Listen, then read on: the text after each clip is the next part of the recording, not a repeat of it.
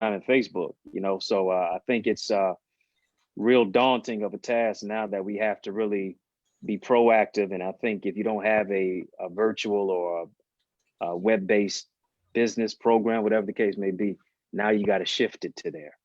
So, you know, now is literally adapt or die, you know? And so I think you got to really be cautious, courteous, and then also be introspective, see what is the gift that I have and how can I really parlay it into something that I can begin to launch a business or connect with people online. So now you find out, can you touch people without touching people? Yeah. Yeah. And it's a skill to that. Yeah, it's a skill to that. Wow. And you was gonna say something, Twan? No, I was just saying, like, you know, the impact has to be big with everything. Like Eddie said, you know, we're at a point now where, you know, you know, like for me, example, you know, I have, you know, my events and stuff like that. And I personally haven't been doing this, but other people I know that's in, like, you know, the nightlife scene, you know, they've been trying to just keep, you know, people positive, take their minds off of it by having these having Zoom parties. They'll have people come, they'll send out like a Zoom link and have like a DJ on here playing and stuff like that, just keeping everybody's minds off the situation, just making them feel like, you know, like they outside again, you know. So it's just different little things like that that just shows like how impactful somebody can, how impactful something can be for somebody and stuff. Let's discuss real quick the reopening of the nation, different states. Of course, it's my understanding that each governor has the freedom to open up their state at their discretion. And we saw over the weekend, Georgia decided to open up partially Friday, and I think tomorrow it's going to be fully opened. Many are saying that's too soon. What do you think? What are your thoughts? Way too soon. Way too soon. Way too soon? Yeah, they're trying to turn. You know, they literally trying to put the nail in the coffin at a nail shop and turn them all into a morgue. It's, I love it. It's really bad. And you see check this out. I'm gonna come out when they start opening the country clubs up. See, when the golfers start, that's it. When the caddies start running. Right. Call me when the caddies come. Until then, you opening up all the spots that you know we going to. See? Exactly. Wow. But the crazy thing about it is now the professionals got to take their health and wellness into their own hands. Because now, I mean, at one point it's like the governor, you know, can't go, can't do, you know, but now it's like, oh, go run free. But then on top of that, a whole nother layer of that is Gretchen, who was Michigan's governor, decided to extend hours. And did you see the response at the Capitol? Why not? Ridiculous. What happened between the couple of days ago and like 3 or 4 weeks ago when everybody was on alert, everybody was taking precaution? Now all of a sudden you have protest signs that say my amendment rights or my constitutional rights are essential. What it seems like this whole thing now has taken a political, and it could have, who knows, but it's taken a political turn. It's like, okay, where are we going with this? Yeah. You know what I mean? Yeah. It's you see, it's all the people who are on the people who are quote unquote on the right are literally on the wrong. Man, you know, you're totally wrong about this, and in many cases, some of them folks are showing up to the thing with masks on, with gloves on, with body suits on to cover. If it's that clean and if it's that safe, why are you showing up with any PPE equipment on? You see what I'm saying? So I'm fully behind what the governor is saying, and I know they are not giving it to us in totality, because folks will probably lose their mind. They gotta inch us in 15 days or 30 days at a time. So you know, this is about keeping some sanity, but also keeping us safe, and especially us as African Americans. In many cases, we are at a disadvantage. Yeah, we don't necessarily have access to health care. I was gonna say, let's go there, because that's a big issue that's been coming up. And a lot of times we don't really look at it from that perspective. We take it as if, oh, there's an attack against us, but sometimes we just are on the less end, you know what I mean, of the totem pole, you know, when it comes to the having the resources. You get what I'm saying? Yeah. But let's discuss that real quick. The disparities in our community, how has that affected this crisis and how we are involved, from you guys' knowledge on it? I just been looking at it like, you know, it's some people out here who all they had, what they had, they never thought they would be in a position to where they would have to, you know, seek other resources to try to, you know, keep their family, you know, afloat, or keep, you know, just keep everything under the roof stable. You know, it's just, man, it's so many things I want to say. It's so many, man. It's like it's slipping my mind right now. My bad, y'all. It's slipping my mind. No, you good. But yeah. I wanted to he's hit on the disparities in our community and how it's affecting us. One of those things we need to discuss is definitely healthcare. You know what I'm saying? That is an issue that has caused, I think, a lot of the demise. And even it brought a question to my mind, because I talked to someone who's very close to an executive in the medical profession. Yeah. And this individual was just talking about how what they see on a daily is nothing like what it's even being reported. And essentially what she was saying is, y'all here, okay, stay home, stay safe. Y'all really don't know. They not telling y'all it's like a war zone in these facilities.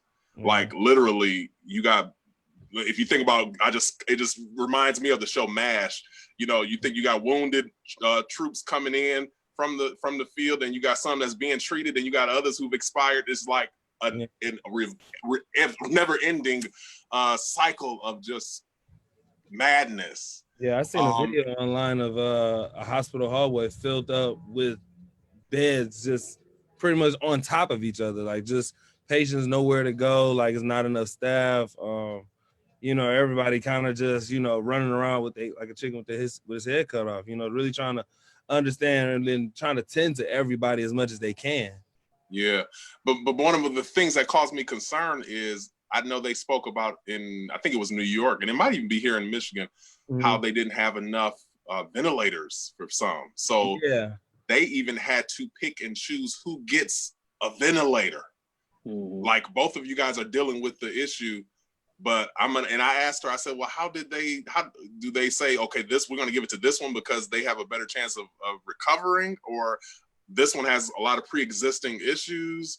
So we not, you know, how do they make those determinations, and why do they have to? I mean, I get it because it's something that we didn't foresee, but why do we not have enough resources? You know what I mean? This is just something that, like, again, on our president, that he didn't take serious. When this issue was brought to him back in December, you know, that was pretty much like, hey, there's a storm coming. Like we need to, you know, start implementing some type of infrastructure to you know, fight this if it does come, or when it does come, you know. And he just pushed it to the side, ignored it. And now we're at a point now to where we have limited resources with these ventilators, and then the decision to use one on someone. I was telling someone, you have to be almost dying just to get a test, just to be put on anything, or you know what I'm saying, like just because you have a cough or like some symptoms, they're doing the whole 14-day quarantine, which I get, but still, like if you have the equipment to help this person, do it. Don't like, you know, hey, like give it to whoever you feel is needed, you know, is best needed. Just give it to everybody that comes, so we know. You know what I'm saying? We can save lives that way, opposed to selecting a life. But I guess from their professional standpoint, it's like, if we know we only got 5 ventilators and there are like 12 people that need them, we gotta pick I mean, it's a hard decision to make, which is why I know a lot of these frontline individuals are gonna have to have some good counseling and therapy when it's all said and done, because they've had to see and in some cases almost, I can imagine, be almost the one who decided whether one of these individuals were going to expire or not. You get what I'm saying? Because if you had to be the person that make the decision on this one gets the ventilator and that one doesn't, when you turn 5-10 minutes later and then you find here, oh, they've expired, it's like, dang, am I the cause of that? Could I have changed that situation had I, you know what I'm saying? I can just imagine how that is going to play on the psyche of these people when they get finished. Like the therapists are going to be making a lot of money when this is all said and done, and probably need to be beforehand, because it's a lot. And I don't know if they get in the medical industry, I don't know if they get some type of training on how to deal with things like this, crises like this, you know, but it's a lot. It's so, I mean, we always put it in that perspective. It is, because you, like, you know, I'm not a doctor or a nurse or anything like that, but when you really break it down, like, put yourself in their shoes, like, you know, you might have two people, like you said, like one in each room, and they both, you know, and then now you're put in this position where, okay, who do I give this treatment to? The one who has the most symptoms or the one who has the least? So I get it in that standpoint. It is a tough decision. You know, I honestly just still think like this is something that could have really been prevented if our leadership really would have took full accountability and responsibility to create the infrastructure to combat this. Yeah, beforehand, you know. We were discussing, I think, the opening of Georgia and other states. I know Whitmer has extended Michigan to the 15th of May. Yeah. But I recall this in history, 1918, when I learned of a story, you know, about the Spanish flu. Yeah. And apparently when they opened up prematurely, you know, the repercussions of them opening up prematurely were worse than the initial onset of the disease. Mm-hmm. So when you think about that in history, it's like maybe we should, like Dr. Eddie said, just pause a little bit. Like I think one of the viewers said she's going out when the hospitals start allowing visitors again. That's when she's going out. I said that's a good one. That's a good one. I don't think anybody want to be near a hospital for a long time. Absolutely, but imagine the individuals that had to lay there and expire without their, you know what I mean? It's traumatizing in so many different ways, and even as a citizen, I was telling somebody that, you know, it's different things that I feel like people are starting to adapt. Like I think anxiety is something that a lot of people are adapting, because you got to think about it. You know, majority of the population hasn't been in a general public situation in over a month. So the moment that they get back out into society, how are they going to be able to cope with this? You know, you know, their people skills would be very rusty. You know what I'm saying? Like your interactions, you know, it'll be different. Some people it might not be, but for some, you know, that's definitely going to be a challenge for some people. Yeah, not be the same bubbly person they was before all of this. Wow. Let's talk about what the new normal is going to look like, just for as it pertains to just human interaction. We've already seen the PPE thing. I mean, people are selling that. They shut down their other businesses, and now they went into the business of selling gloves, masks, and PPE equipment. Mm-hmm. Hey, which is a need, you know, it's a demand, so supply it. But is the new normal going to be latex gloves, vinyl gloves, face mask, 6 feet? You know what I mean? You somebody runs, it's a prime example. I've seen a couple people that I haven't seen in a long time, of course, over the course of this quarantine, just being out, you know, shopping. And my instinct initially was these are people I love and people I know that like family, was to run up to hug them, and then I stopped in my brakes. Yeah. And then one of the ladies was even like, you know, like hold up, you know. Mm-hmm. And I was like, after the fact, I said, is this the new normal? Like you go to show love and embrace somebody, and it's like, oh, let me put the brakes on. I can't. Let me send it a kiss emoji or blow, you know, whatever. Is that the new? Is the human touch gone? I mean, you know what I mean? It just makes you wonder like that. It's saddening to think that it has to be that way, but it makes you wonder.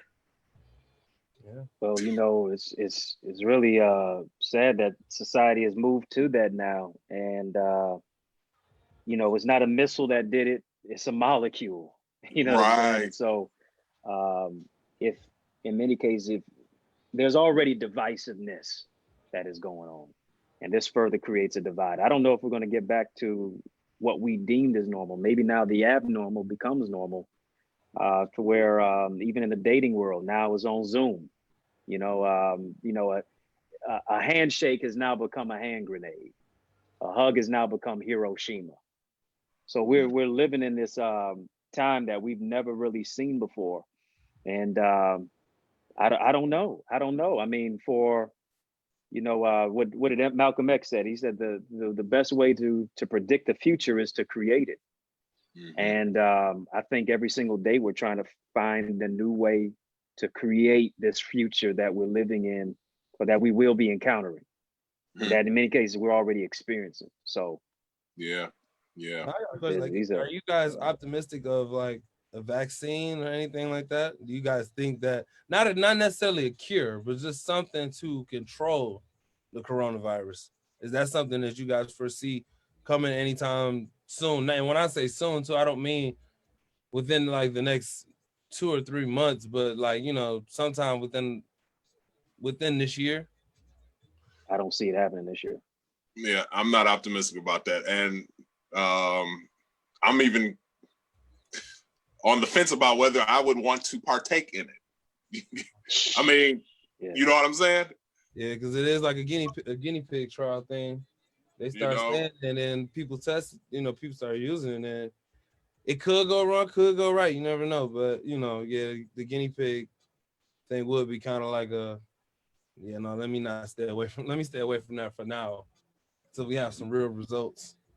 Yeah. Yeah. Is this another you know, Tuskegee experiment? Yeah. You know, exactly. Where you see in many cases already Black cities are being hit harder than ever than any other ones.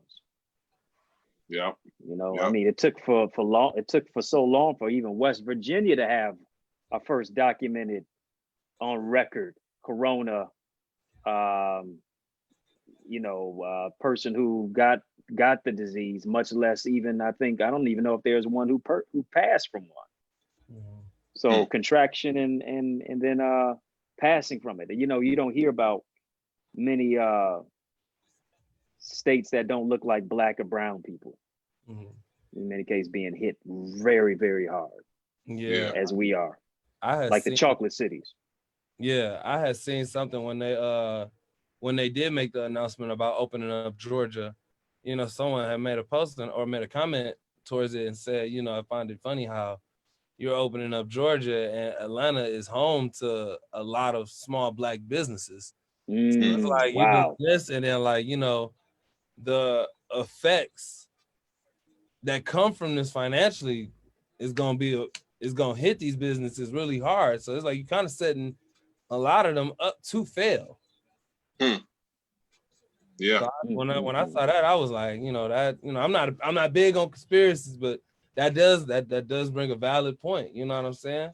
How are these small businesses gonna really function when society is scared to even visit a facility, no matter if it's for food or whatever? You know what I'm saying?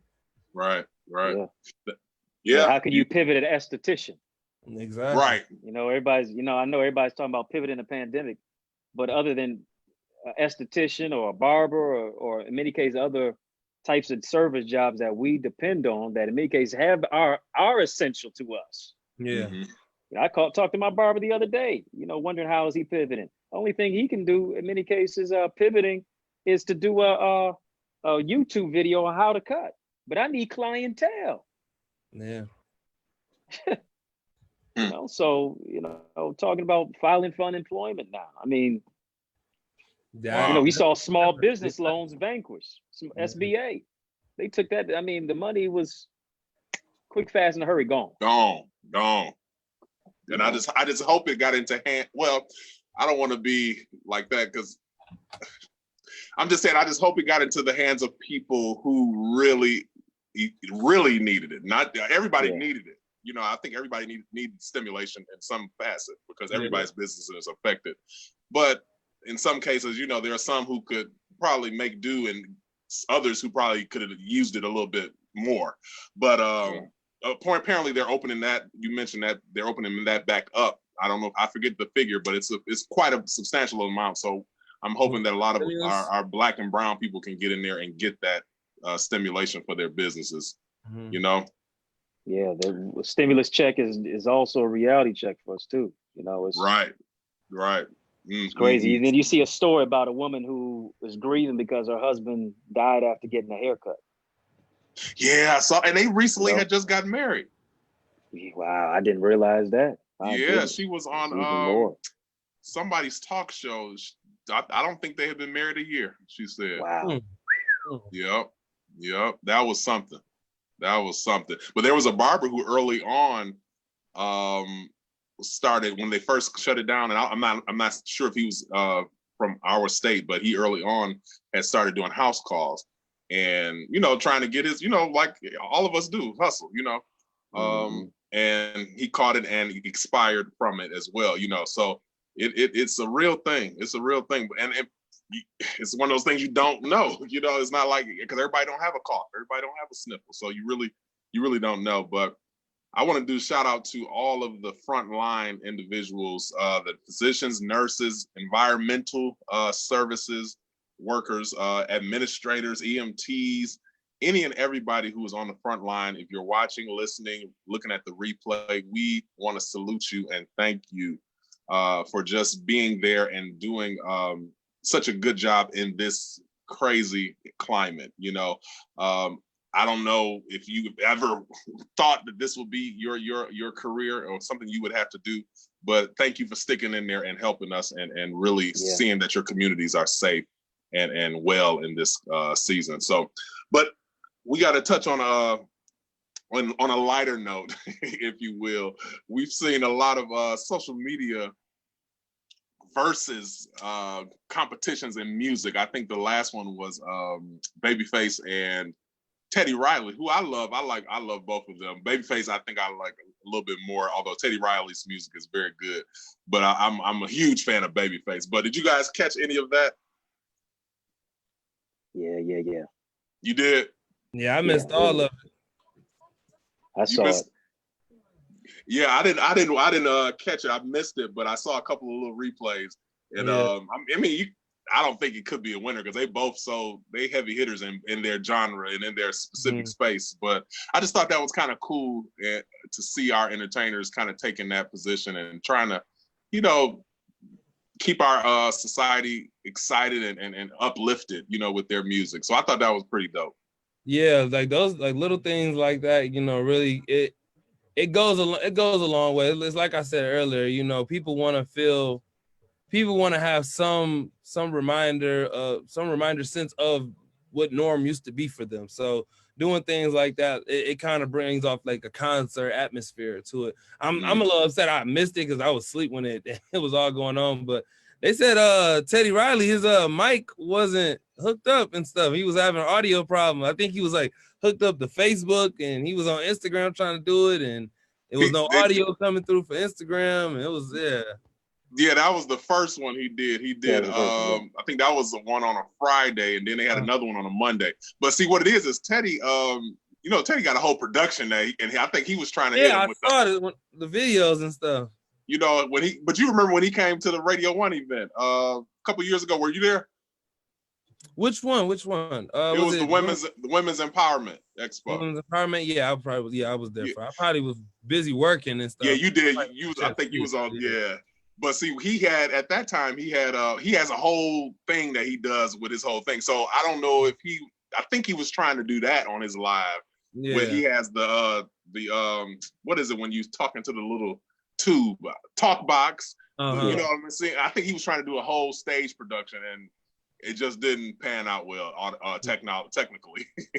But the second time, I think it went really good. I think he just did it with his phone and the studio equipment and stereo, and it went really, really good. I didn't watch the second one, but I heard it went really good. So I think that's what happened the first time. But he was trying to be a professional that he is, and I think he has to. Mad at it. He was trying to give the people that grade A tour quality. Right. Grade A tour quality. It was like, just because I'm at home, that don't mean the show stopped. The show right. But stop. Kudos to him for trying to give us the A1. But I mean, if they're not bringing concerts back for another year, that might be where we going. Which I'm a little upset because I'm not only a concert goer. You know, I work in that field. So I'm like, you mean we might not get to work in that type of arena for another year? You know what I mean? That's kind of oof. That's, you just think about that. It's like, really, you know. Man, I wonder how they stop. Yeah, I mean that's I think it's at home concerts now. I mean, it's game has changed. So you see cats like this, the old school. Now it gets into, I mean, DJ D Nice is the artist of the of the new decade. And guess what? He don't sing, he don't rap, he just plays records. And it's not new stuff. It's all old stuff. Wow. Crazy. The classics, and he is like you say, the artist of the decade. That is crazy. Yeah. But I'm just thinking about all of the I don't know if the artists might can get by, but I'm just thinking about all those union workers that they make good money and now on pause until further notice, which might be 2021.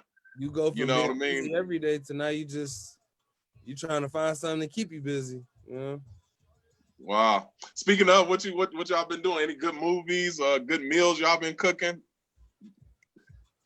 Look at you like, Listen, I can cook. I'll say that. I can cook, but I just don't like cooking. I don't. I'm the type of person where it's like, all right, let's go out to eat. What you been eating? I've been making something, but it's just, I'll cook something every between days and stuff. So I'll cook some Monday and then probably cook another meal Wednesday or Thursday and stuff like that. Because I take stuff to last me because I know I don't like to cook. Oh, okay. I just make different things that I know that'll last me and stuff.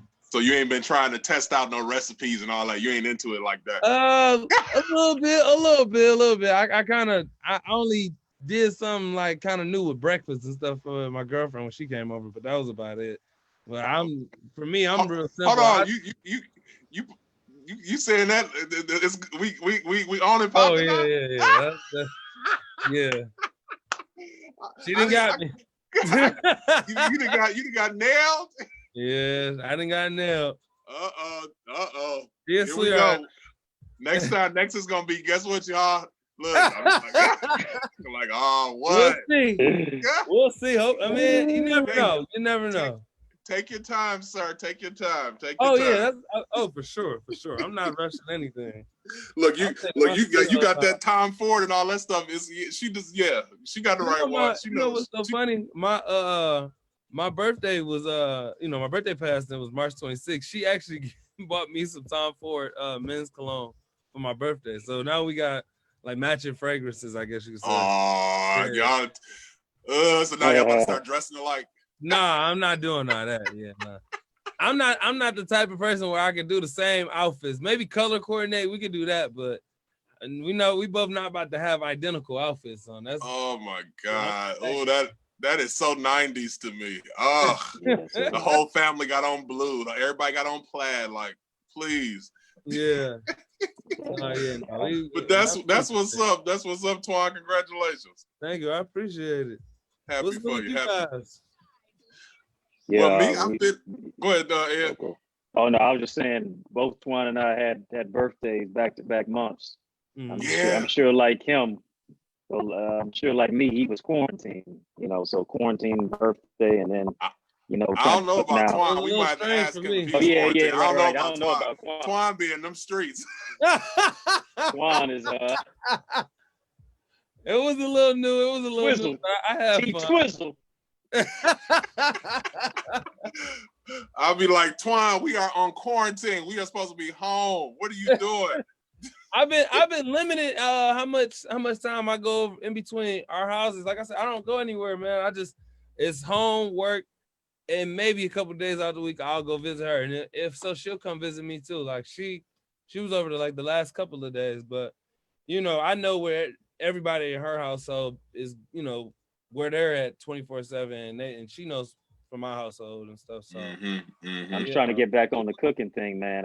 I'm literally stuck between a pan and a plan. So you know, I'm trying to learn how to do the thing, man. YouTube will show you some crazy recipes. I had stumbled across something the other day, and I was just like, so that's how you can make that's how you can eat crabs like that, or I didn't know that this and that. Like I've been learning some new things, man. It's just like it's about applying it. Right. Look, David on the comments. He's talking about either one of y'all had any virtual dates yet? Well, y'all already know my answer. I know you. Right. Doc, you had a virtual date yet? You said virtual date? David is on the comment talking about any one of y'all had any virtual dates yet? Nah, man.